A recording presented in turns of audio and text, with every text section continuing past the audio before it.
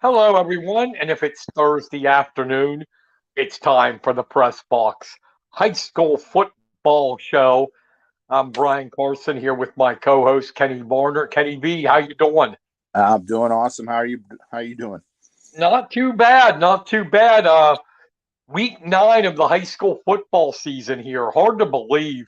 I keep saying it every week, but it's true. It's hard to believe it's almost over, except for playoffs coming. Yeah, and it's right around the corner before you know it.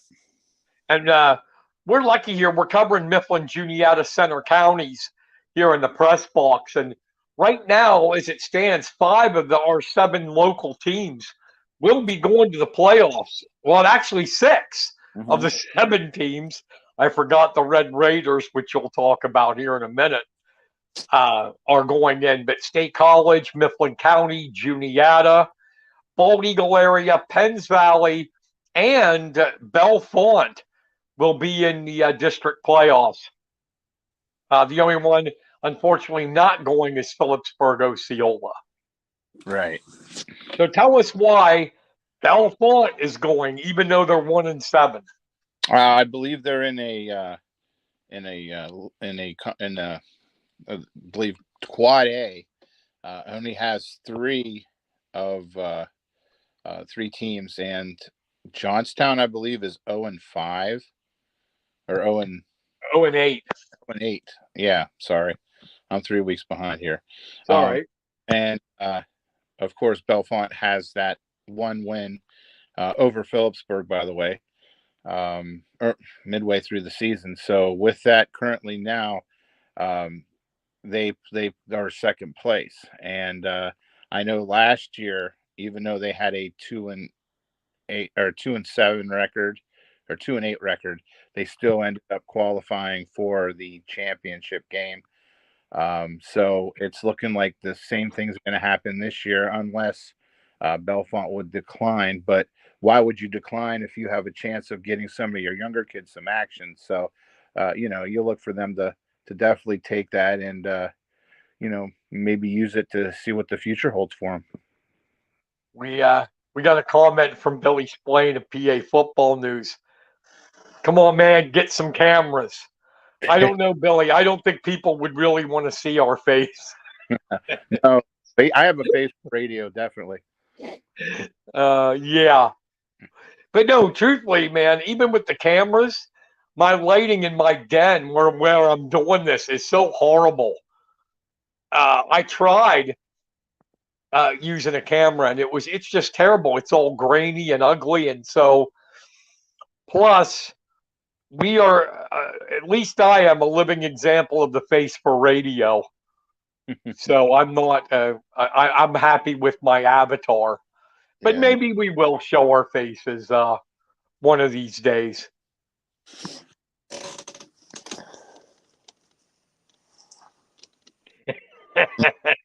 He's putting up another one. We are like the blinky stars at the beginning of It's a Wonderful Life. That is true. We got to get Billy back on, too, when we come playoff time, if he will do it. Get his thoughts on the high school playoffs when they kick in from all over the state, not just our area. But So Belfont's going in. They'll play Juniata, the Indians, for the District 6 Quad A championship. And the district's bad. Like you said, there's only 3 teams in Quad A. It's worse in 5A, where you have 1-7 Hollidaysburg and 0-8 Central Mountain. I mean, if they have a playoff for that, you think, except for the parents, anybody's going to go to that game? Yeah, oh man. Unless you have to cover it. Yeah, that would be. That would be at a neutral site too. So, how many are you going to get at this neutral site? Right. Yeah. Oh, thank you, Billy. He said Hollidaysburg, Central Mountain, and Brashear are opting out. Okay, they're not even going to play it. Wow. So that would give, as Billy says here again, Erie Prep would get 3 weeks off. Oh. That could be a bad thing, though. Well, true. You give high school kids 3 weeks off. Come on. But hey, it's a good thing. I'm actually glad that Hollidaysburg and Central Mountain did it. Yeah. But a reminder, if you got any suggestions, any guests you'd like us to have on here, anything like that, anything, just a comment, you can leave it in the comments here on the chat, or go to the pressbox9921@gmail.com. That's the pressbox9921@gmail.com. And a reminder, after this show tonight, we had Matt Lintal, State College head coach, did a 40-minute interview with him. It's really good, in-depth stuff. He couldn't do it live because of his schedule, so we interviewed him yesterday, and we recorded it, and it'll be on at 6 o'clock right after we're done with this show. You can watch it on the Central PA Sports Facebook page or our YouTube page, the Press Box, on YouTube, and we can put links up to that then.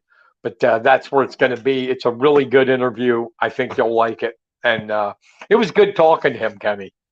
Oh, sure. I was sorry I couldn't be there for it. I can't wait to listen to it later on tonight. Yeah, I mean, very, very intelligent coach, very good interview, good guy, too, all the way around. And he's built a machine at State College. All right, so let's review the week. Last week, we'll go over State College briefly because it's it's in the interview with Lintal. I asked him about the game, about what's coming up, Cumberland Valley and that. So we'll just go real quick. Last Saturday afternoon, State College, the number 4 team in 6A, faced the number 6 team, Harrisburg, in 6A down in Severance Field, and it was 20-6 State College. Now, Harrisburg, a caveat to that, had 6 starters suspended, including quarterback Sean Lee. And I know that made a difference, but still, it's tough to go down to Severance and win a game with Harrisburg's defense. And, they scored in the first quarter, Harrisburg did 6 points, and then nothing the rest of the way. So give State College a little bit of credit there. How about it? Definitely. They had 5 sacks in the game, right? I'm pretty sure. Yeah, they were monsters, and 5 sacks in the game. They have 18 sacks on the year, 8 picks. They're a defense that's aggressive, likes to get turnovers. The guy, and Lintal talked about him, Dante Sheffy, 91 yards on 23 carries for a touchdown, gives him 969 yards and 13 scores on the year. And Lintal mentioned about Sheffy's, you see the natural ability when you watch him on film with his hitting the holes, his vision, and all that. But Lintal, I always get, I don't know why. I said it last night. I butcher his name. Lintal said that he's just awesome. It's, right there studying film constantly, knowing not only State College's offense and that, but the other team's defense, and he's just a film maniac, and he works hard, and that's what you like to see in a freshman, and that's why he's doing what he's doing.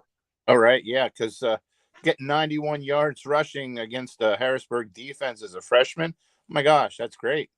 Yeah, because Harrisburg's defense was giving up practically nothing. That 20 points is the only other team that scored above 20 against the Cougars was their other loss to Manheim Township. They scored 24. So the Little Lions now get another toughie. Nothing's easy in the Mid-Penn Commonwealth.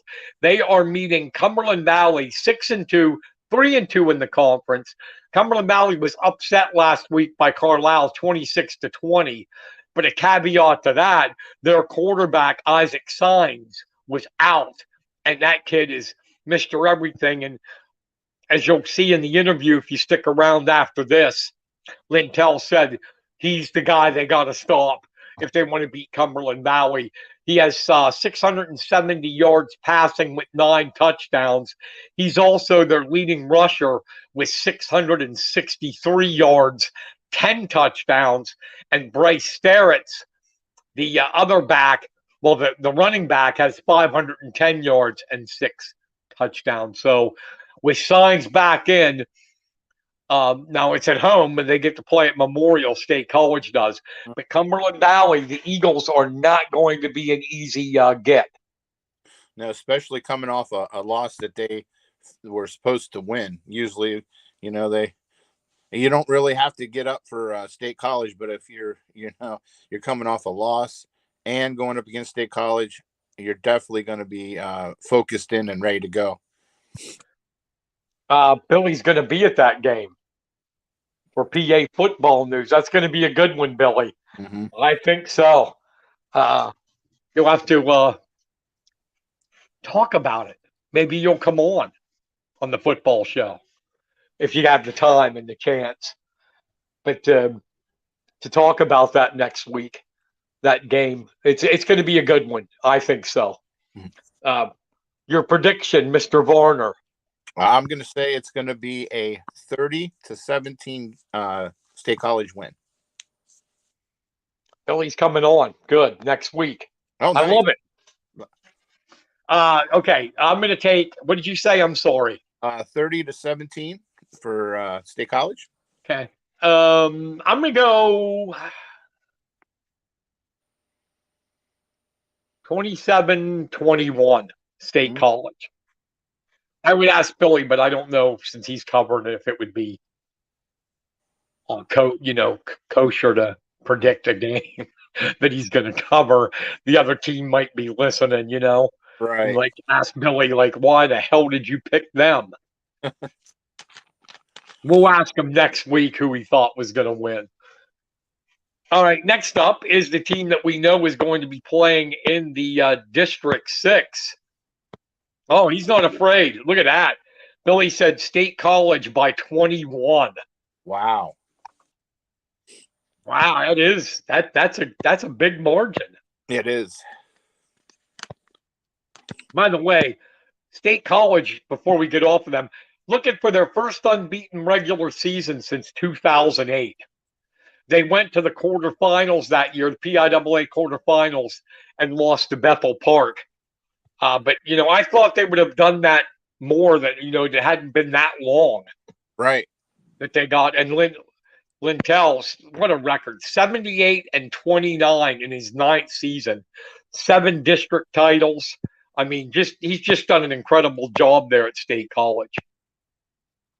Now we'll move on to Juniata. The Indians crushed James Buchanan 48-8 in a Mid-Penn Liberty matchup.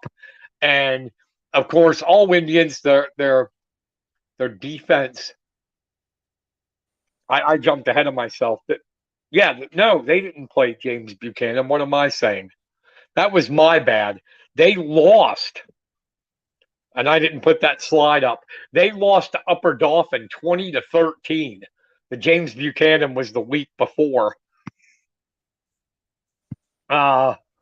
They lost 20-13 in a battle of first place for the Mid-Penn Liberty.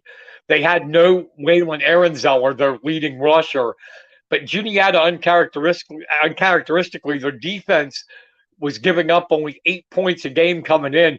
They were actually up in this game 13-6 and gave up 2 scores in the fourth quarter, Kenny. Unusual for the Indians. Yeah, they were a little off balance, a little off key. They were on the road. They didn't have one of their best players, and when that happens, that combination was just a little too much, and they weren't able to come out with the victory. Aaron Kanegi, the quarterback, ran for 2 touchdowns, giving them their scores. But yeah, uncharacteristic to give up the lead when they had it in the fourth quarter. This week they travel. No, they're hosting Line Mountain. Line Mountain 4-4 in the Mid-Penn Liberty, 3-1 in the conference. Juniata 5-3, 3-1. I don't know. Have you heard anything about if Ehrenzeller is going to be back, Kenny? No, I haven't heard a word about it. I know that they're probably hoping, but no, I haven't heard anything official about him coming back. So I don't know. Okay, and that's going to be big to decide this game whether he's there or not, because I mean they do have other runners, but he's been their main guy all season. And hey, you don't have your workhorse back, right? It's tough, so it's hard to predict that if he doesn't play. But it was Line Mountain CMC now that beat James Buchanan 48-8, and it was the Ian Bates show. Just a sophomore, Bates had 14 carries, 181 yards, and 4 touchdowns, Kenny.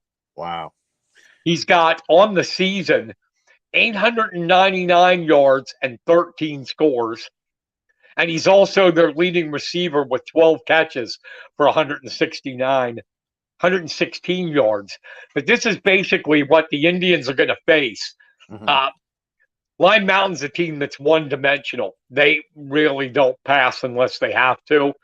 They're only averaging 76 yards a game through the air. And Juniata, that plays right into them because Juniata's strength is stopping the run. But obviously, Line Mountain, the Eagles must have some big horses up front for Bates to have almost 1,000 yards on the season. Yes. Yeah. Defensively, 17.5 sacks for Line Mountain. Wow. Yeah. 54.5 tackles for loss. I saw that. Braden Boyer and Max Johnson lead the team with 6.5 and 6 sacks, respectively. And their defensive backs have 7 picks on the year. So Line Mountain, not slouches, but I just think it favors Juniata because you've got a strength against strength. Juniata's run defense against Line Mountain's rush offense. And I think the Indians will win it. But depending on what I still think they'll win it even without Ehrenzeller, but it could be a lot closer if he's not in the game. Most definitely. Like you said, the success runs through the defense, and they'll have to shut down the running game, which is actually in the favor of Juniata because they have the Shep's kid who has been quite active. Oh, where'd it go? In the secondary. So I think it's going to be a Juniata win. What's your score? I have it as 27-21. I'm going to go 34-20, Juniata. Yeah, the Jasper Sheps. He's got 5 interceptions on the year already. So that's pretty impressive. Well, yeah, they're an active defense, and they're good. That's why it was so shocking that they gave up the 2 scores last week in the fourth quarter. Now we'll move on to game I covered. A very exciting game. Mifflin County proves to 5-3 and guarantees themselves a District 6A playoff berth with a 24-20 win over Hershey. over the Trojans, and that was a game that went back and forth and back and forth. And I'm telling you, it was exciting. It ended up they went up 17-7. Mifflin County did, Kenny, and then they ended up being down 20-17 with 5:35 to go in the game. Went on a drive and got the winning score. Deacon Schaefer, monster game, 28 carries, 182 yards, 2 touchdowns. That puts him at 884 yards and 9 touchdowns on the season, trying to become only the second Husky to go over 1,000 in a season, joining Heath Hidley back in 2013. He had 1,355 yards. But really an exciting game. And it was the Schaefer show, but just back and forth excitement. And Hershey is down there. It was down in Hershey Park Stadium, but a big win for Mifflin County. I mean, they could have. What I liked about what the Huskies did, they could have put their heads down after having that 10-point lead and then blowing it, but instead they refocused, went on that final drive, and got the win. Mm-hmm. And that puts their confidence level up another rung from where it was before that. Definitely. Yeah, they're going to need that confidence because of who they got this week. Mm-hmm. But, yeah, so the Hershey game. Besides, I forgot. What game did you cover last week? I covered Bellefonte at Clearfield. All right, we're going to get to that then, because they got it even worse this week. Yeah, they're than Clearfield. But Mifflin County, I think that's a team. In the past, they would have lost that game, getting down. They'd got on themselves. The difference, the guys that were so young last year are a year older, plus Landon Eichhorn at quarterback. Mm-hmm. You know, he's that leader, you know, and that's what you need your quarterbacks to be. And Schaefer, you and I have talked about it. He's turning into a monster. Oh, he really is. And I will say he's a wrestler, too. Wrestlers can do anything, including wrestle grizzly bears. If you know about that story in Wyoming, we talked about that yesterday on the show. But here, this week, though, oh, my God, it's Bishop McDevitt.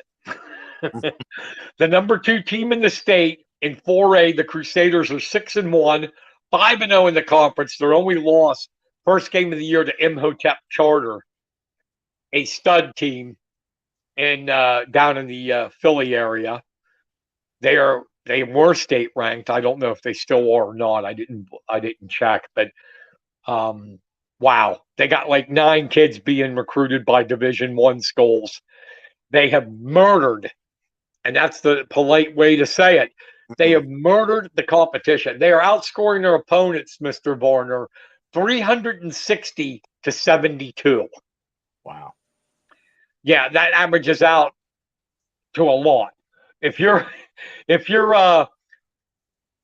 keeping up, what they've done, except for Imhotep Charter, they've dominated teams. Last week they beat Redland 55-14. They were up 55-0 at halftime. Wow. And then played all their backups the rest of the way. They gave up 2 scores in the fourth with actually their third string out there. Stone Saunders, the quarterback, only a sophomore. My God, I watched the film on him. He's about 6'2", 195. He's already being recruited as a sophomore. Listen to this from last week's game. He was 16 of 20, 253 yards, 6 touchdowns. Wow. And on the season, 107 of 159, a 67% completion percentage, 1,819 yards. And here's what'll blow you away, Kenny. 24 touchdowns, no interceptions. Wow. Yeah. Yeah. The kid's for real. For real. He'll be making some noise in the next level, that's for sure. I know. Already as a sophomore, he's being looked at by a ton of schools. Mm. And his favorite targets, Tyshawn Russell, had 7 catches, 119 yards, and a touchdown against Redland. He's got 32 catches, 698 yards, 8 scores on the year. His other target, Rico Scott, also has 32 catches on the year, 465 yards, 8 touchdowns. He had 5 catches, 90 yards. 4 of his 5 catches went for touchdowns last week. It just rolls off. Yeah. Then Marquise Williams, the running back, who's been banged up, 64 carries on the season, 652 yards, 15 touchdowns. And he's banged up. Jeez. Yeah, and I mean, they just, people have said it before. It's unfair. They recruit because they're a Catholic school, a private school. And yes, they do. And people think they should play up in 6A. Mm-hmm. But hey, it is what it is. They're 5A. They're in the Mid-Penn Keystone. Mifflin County's got to play them. Mm-hmm. But the only good thing in this is Mifflin County's improved dramatically week after week, I think, and except for a few hiccups, and it's at home. Right. Other than that, no. No. Like I said, I've seen the film on these guys. I've seen some of their games, streaming them, and I'm trying to say it in a nice way because, I really don't mean it to be bad, mm-hmm. but Mifflin County needs a miracle. Well, you can do a couple things here with this. You can look at it, as with the mentality for if you're the team, we have nothing to lose. We have nothing that, just go out there, play your best, and good things could happen. If they can get their ground game going, maybe they could keep, the offense off the field, and basically just see how they match up, through the game. And if they can, at least be in there and make it respectable, that could be a huge confidence booster going in the rest of the season. Well, I don't think it'll be like last year. Last year, McDevitt held them to negative yardage. Mm-hmm. I mean, negative for the whole game. Jeez. And Schaefer's much better. They were younger last year. Icorn right. wasn't playing. Mm-hmm. But it's still. What's your prediction? I really hate to go against Mifflin County, but it is what it is. And I'm going to say it 35-7. But I'll say that with the thing is, everybody else is being beaten like 70-0, or, so they'll put up a fight. But it, all in all, like you said, it's just too much talent, too much depth, Bishop McDevitt's just an awesome team. Yeah. And I'm going to say 58-12. And he'll call off the dogs. Mm-hmm. After maybe he'll let his starters go 2.5 quarters. We just do not match up with these guys speed-wise, size-wise. We just don't. Right. And it's not being mean, but I think Bishop McDevitt, except for Imhotep Charter, has scored on everybody at will whenever they wanted to. Right. They're just a juggernaut. Yeah, and Imhotep's another private school that recruits. So they're the only kind like St. Joe's Prep, and that maybe Aliquippa is the only public school that can hang with McDevitt this year. So let's move on from that depressing thing to the Bald Eagle area Eagles. Last week, they had a cruise game, 51-0 over Huntington. Carson Nagel, the sophomore quarterback, we had his dad, Jesse, the head coach, on here before, as if you remember. Was that last week? Yep, that was last week. Okay, I'm forgetful. 10 of 17, 177 yards, 3 touchdowns. 129 of 200 on the season, 1,724 yards, 18 touchdowns. Dude, he's only a sophomore. Isn't that scary? Yes. And then Trey Green had best game of the season, 8 carries, 130 yards, 2 touchdowns. He's got 620 yards and 8 scores on the season. Of course, he was hitting Cahale Burns and Cameron Watkins when he did get to the air. Defensively, Watkins had 2 more sacks in the game, and he had 8.5. He has 8.5 sacks now, 13 tackles for loss. And here's a stat I researched today. Remember how last week Nagel said they've been getting better and better? They've been improving since the Penns Valley game. Well, after their 0-2 start, they started 0-2. They lost to Troy and Clearfield. Since then, they're 5-1 and have outscored their opponents 235-76. Wow. I'd say Bold Eagles on a roll. Oh, definitely. They're heating up at the right time too. I mean, they're really sizzling. Yeah, I mean, it's just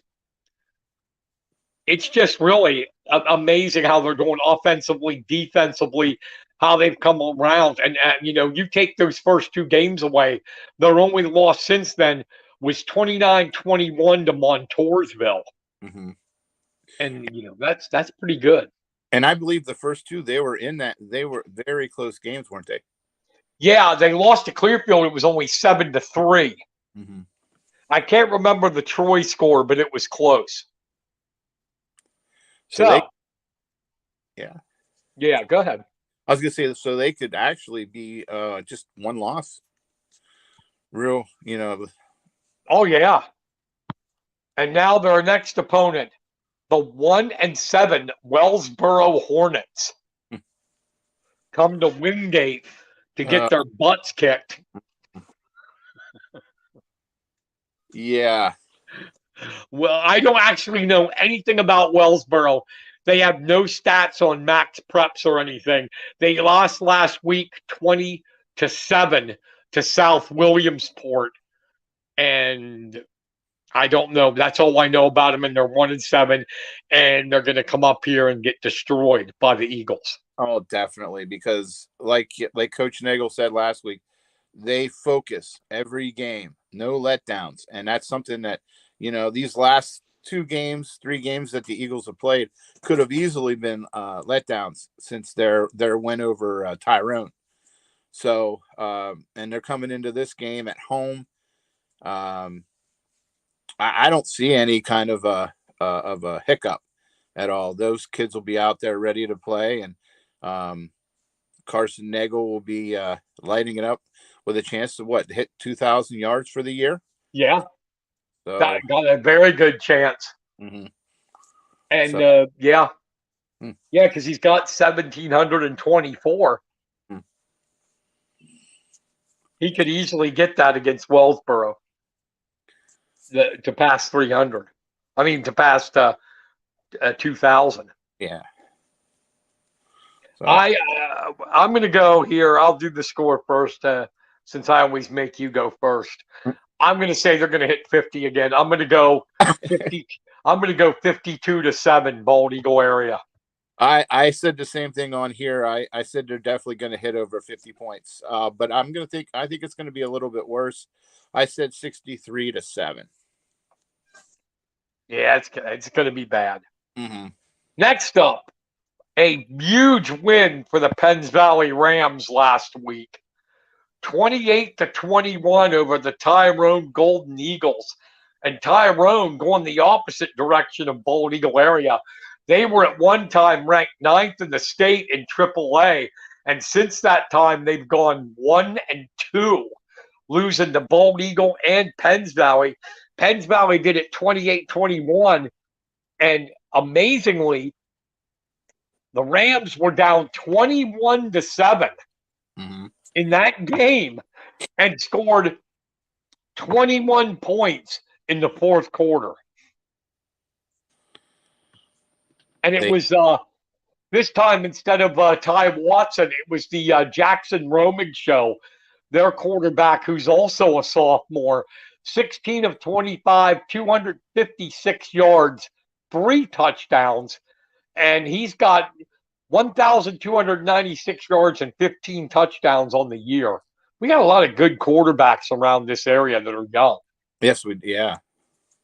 And then his favorite target last week, Miles Brooks, 6 catches, 131 yards and a score. He's got 40 catches for 611 yards and 9 touchdowns on the season. But Wow. not to leave out Watson.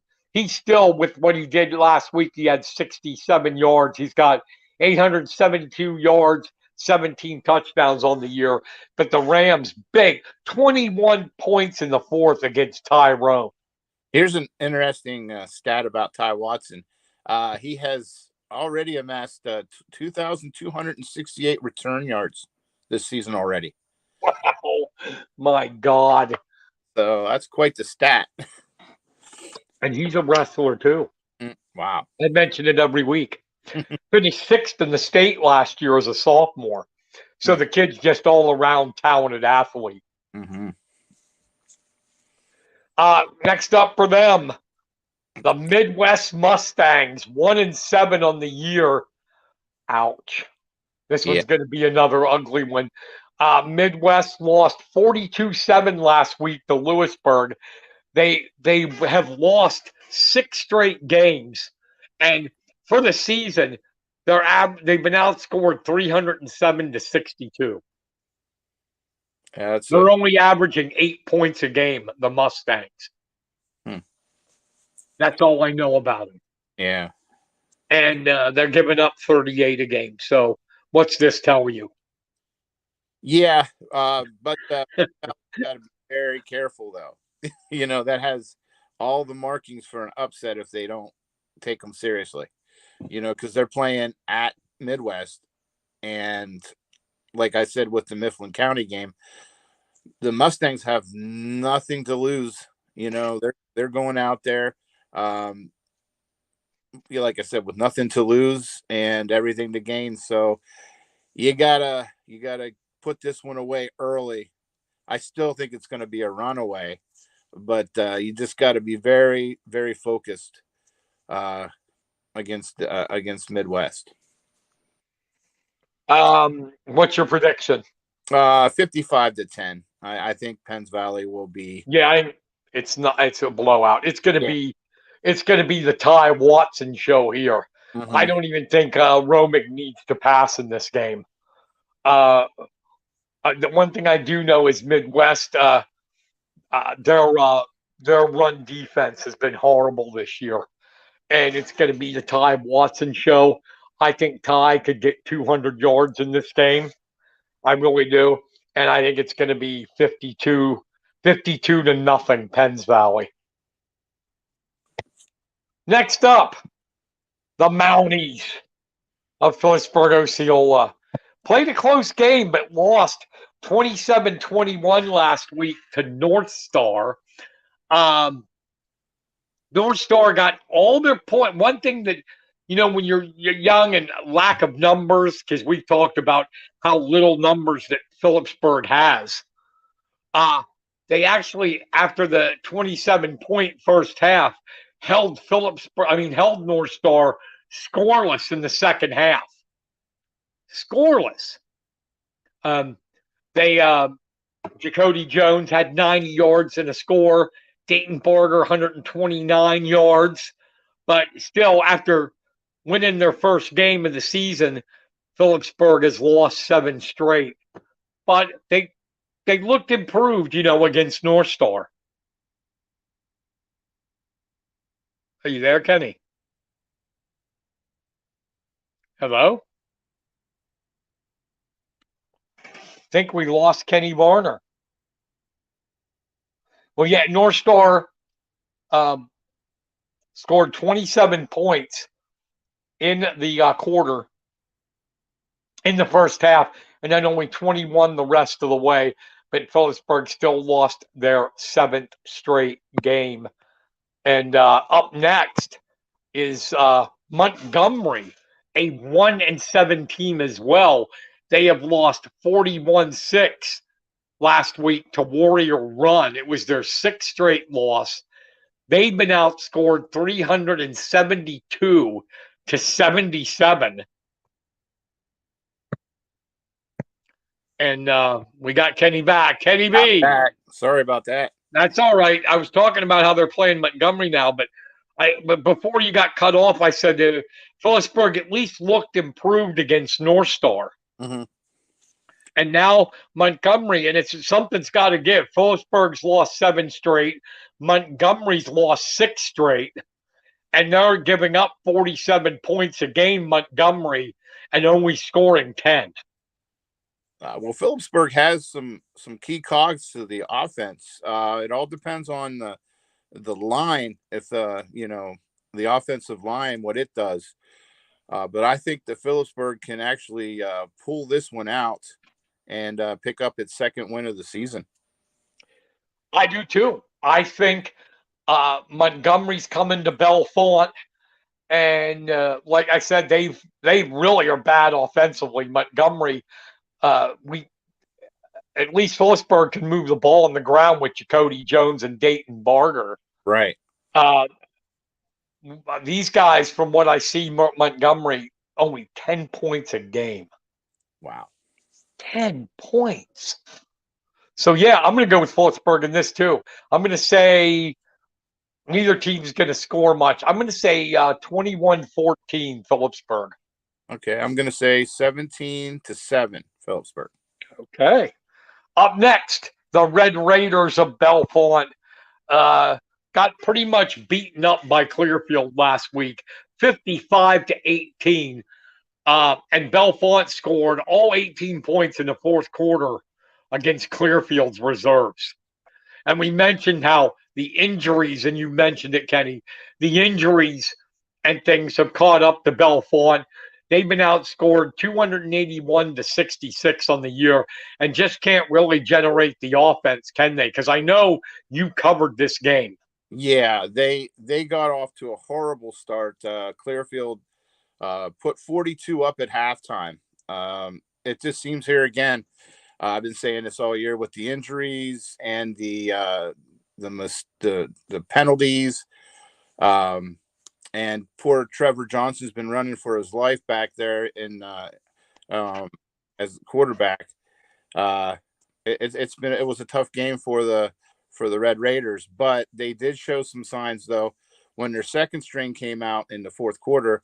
They brought in Liam Halterman, and him and Micah DeLos Reyes hooked up quite a bit over the last 8 minutes of the ball game, and ended up scoring 18 points out of it.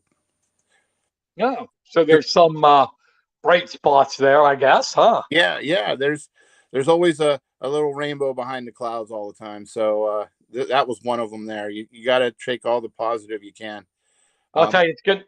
Sorry, go ahead. Oh, no, I was just going to say I counted last week, and I saw over 10 players that were standing on the sidelines in street crutches, and you take a young team to begin with, and then you take 10 players that are young, and you have basically your JV line playing. That's pretty tough, Well, I think it's going to be a heck of a lot cloudier. Yeah. You said it was cloudy. They have, and I don't know how this got on the schedule. 1-7 Bellefonte takes on the Danville Ironmen, 8-0. They are ranked third in the state. Danville is in AA. And listen to this, Kenny. Okay? They beat Berwick last week 35-0. They have outscored their opponents 373-28. Oh, wow. They're only giving up 4 points a game. They are 8-0, 6 shutouts. 6 shutouts in 8 games. They give up 4 a game and average 47 a game. Their quarterback, Zach Gordon, is like Saunders of McDevitt, out a gaudy stat, 67 of 89, 1,254 yards, 19 touchdowns, only one pick. Man. Ty Stauffer, their running back, 692 yards, 10 touchdowns. And rounding out their big three offensively, wide receiver Carson Persing is 32 catches, 601 yards, 15 touchdowns. Carson, that's a good name. Somewhere before. But, oh my God, talking about jumping from the frying pan into the fire. Danville. The schedule makers should be fired. The AD, the AD is that woman, isn't she? Yeah, that's Deb Moore. She's a great lady. I'm just kidding. Yeah, I know. She was really nice when I was trying to get the contact info of the coaches. Mm-hmm. She was really nice. But all kidding aside, this is Bellefonte, slim in numbers, injuries, no offense whatsoever is going against a team that's third in the state and has 6 shutouts. Yeah, this is definitely a tough one. This is one to play young guys, right, and get some learning experience. Exactly. It might be time to kind of, I wouldn't say put up the white flag, but get some new blood in there and see what you got for next season, or even if they play well, maybe for the championship game. Prediction. I have 42-7. And I think they're going to pitch another one. I'm close to you, but I'm going to say it's 49-0. Mm-hmm. All right. Quick rundown here. PIAA rankings from Pennsylvania Football News. State College, these are District 6 teams. State College is 4th in 6A. Penn Cambria is 10th in AAA. Richland is 6th in AA. Penns Manor 8th in single A, and in AA, Bishop Guilfoyle is an honorable mention. And that was a good game last week. Richland, ranked 6th in AA, met Penn Cambria 10th in AAA, and Richland came out with the win. So, a reminder, Matt Lintal interview is streaming on Central PA Sports Facebook page and the Press Box YouTube channel at 6 o'clock right after we are done. And it's a good interview. I think people will like it.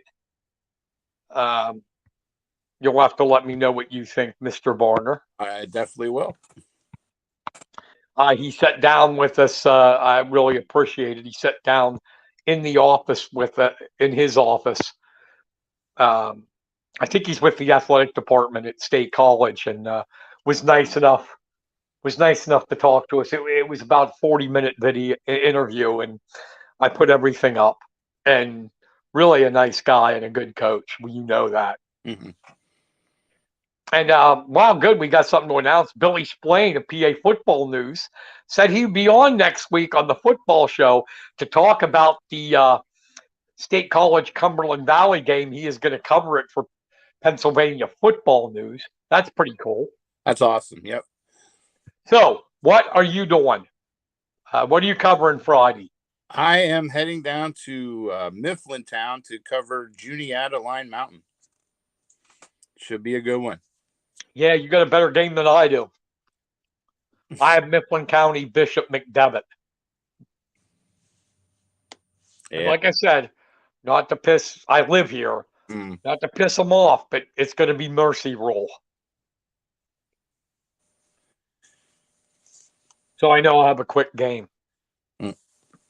Reminder, the Press Box regular show, Wednesday, 7:30 to 8:30.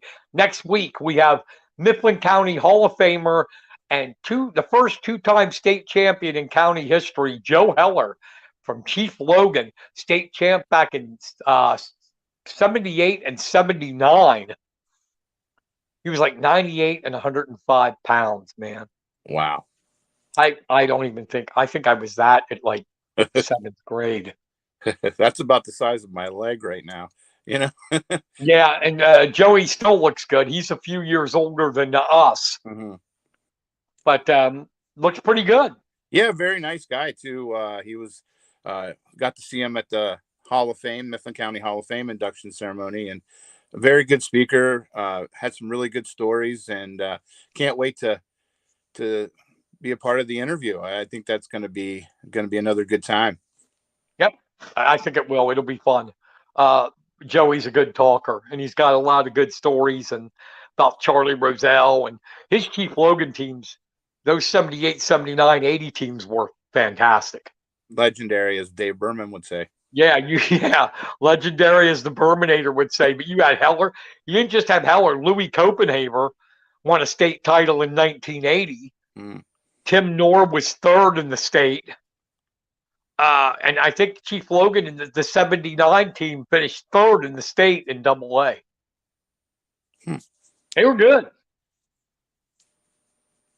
They were really good. And also, if you have any comments, suggestions, questions, guests you'd like to see, email us at thepressbox9921@gmail.com. That's thepressbox9921@gmail.com. And obviously, I forgot to do it again. I wanted to have the banner up of our website that's coming. It's but I don't. It's thepressboxpa.com. Thepressboxpa.com. We'll have features, articles, columns, previews, live streams, all kinds of good stuff. How about it? Oh, you know it. Oh, it's going to be great. I think so too. Any final words, Mr. Varner? We'll get out of here a little earlier. It's we've been on 52 minutes. We'll get off here, and then at 6 o'clock, it's only about 8 minutes away. You can watch Matt Lintal in his interview with us for the press box. Yeah. Any final words, Mr. Kenny V? I'll just thank everybody for tuning in, and we'll catch you next week, Wednesday. And again, thank you for tuning in. Yep, Wednesday's Joe Heller. Thursday, the high school show. We'll have Billy Splain on from PA Football News. And I echo Kenny. Thank you for taking the time out of your day to listen to us. We really appreciate it. And thank you, and keep watching, and let us know what you'd like to see. Thank you, everybody. Have a good night. Good night, everybody.